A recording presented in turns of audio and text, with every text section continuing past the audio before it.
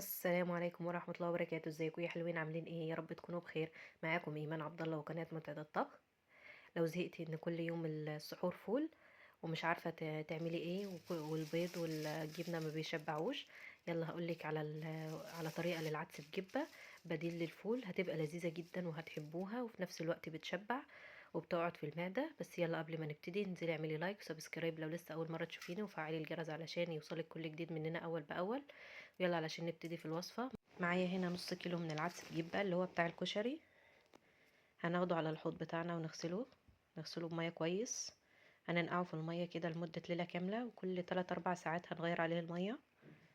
بعد ما عدى عليه ليلة كاملة هنبص نلاقي حجمه اتضاعف كده والحباية بتاعته نفشت.